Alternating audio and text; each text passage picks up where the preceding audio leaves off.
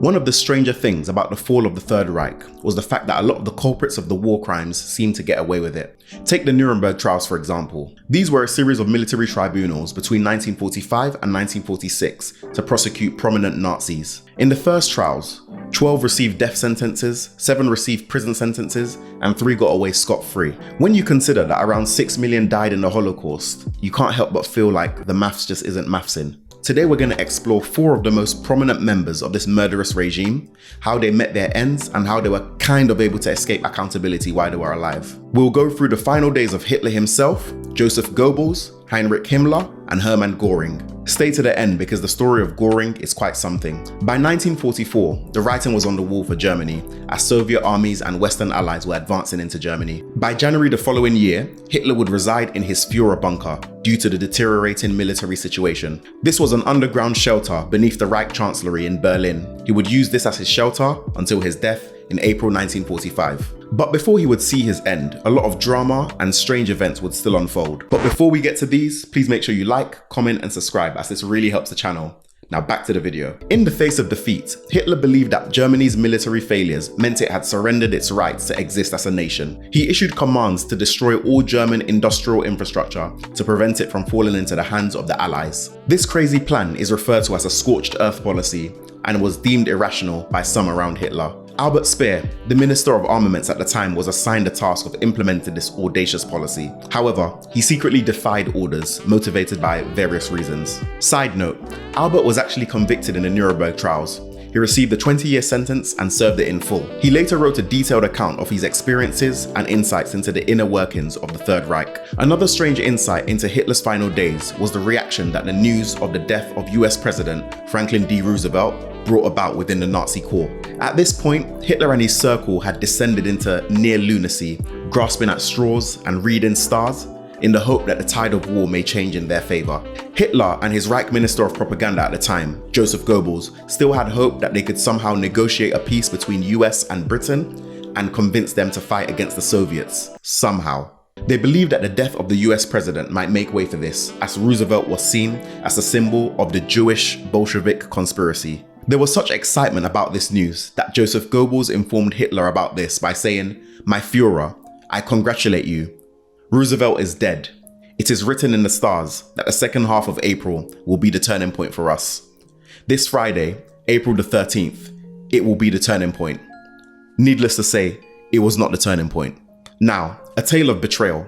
On the 23rd of April, the Red Army had surrounded Berlin. Hermann Göring sent a telegram to Hitler, arguing that since Hitler was isolated in Berlin, Göring should assume leadership of Germany. Göring was Reichsmarshal of Germany at the time, the highest rank in the military, second only in command to Hitler himself. Unsurprisingly, Hitler saw this as treason and ordered Göring arrested and removed from all government positions. Now, the treachery doesn't end here. On the 28th of April, Hitler then discovered that Heinrich Himmler, the head of the SS and the architect of the Holocaust, was secretly trying to negotiate a surrender to the Western Allies. Hitler also ordered Himmler arrested.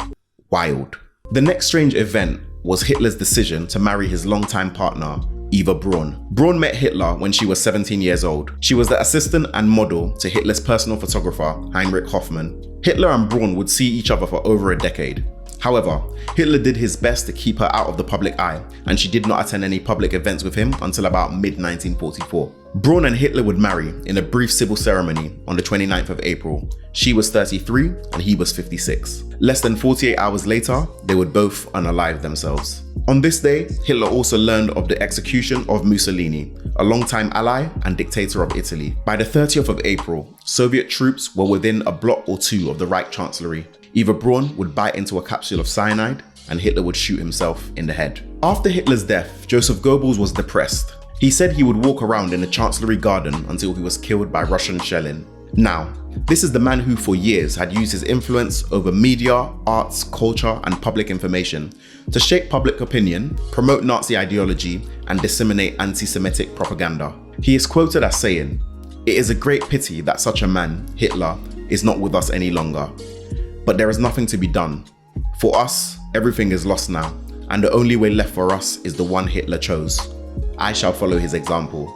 Crazy. Staying true to his word, On the 1st of May, he and his wife would take their own lives. The more depraved aspect of this was that Joseph Goebbels had 6 children. He would also arrange for them to meet their ends by lethal injections. Now, remember Heinrich Himmler? Rejected by his former comrades and hunted by the Allies, he tried to go into hiding. Heading from German town to town, he was caught by a checkpoint set up by former Soviet prisoners of war. He was then brought to a British civilian interrogation camp near Lüneburg on the 23rd of May. While being examined by a doctor, realizing that there was no escape, he bit into a pill of cyanide and collapsed. He was dead within 15 minutes. Now remember Hermann Göring and the Nuremberg trials? Hermann Göring was the only one of the 4 figures I speak about in this video that faced a trial for his war crimes. He was even found guilty and sentenced to death by hanging. But as you know, in history, nothing is ever straightforward. Göring appealed to the court and asked to be shot instead. However, this was refused. The night before he was due to be hanged, he took his own life by taking, guess what? A cyanide pill. Speculation exists to this day as to how he got the pill, possibly from a US Army lieutenant or private. I don't know about you, but when considering the disastrous impact that these men had on the world, it seems like justice wasn't really truly served. Or perhaps the fact that their legacies and names will forever be linked with the worst kinds of human depravity, immorality, and sadism is their punishment. It also doesn't seem right that a lot of the rank and file perpetrators of war crimes seem to get away with it. And this was due to the passage of time, complexity of investigations, and the limited resources available for prosecutions. But it's important to note that while it seems like many did escape immediate justice, many have also been convicted over the years, including in subsequent Nuremberg trials. This pursuit of justice remains an important aspect of history to ensure accountability and to honor the victims of the Holocaust and World War II.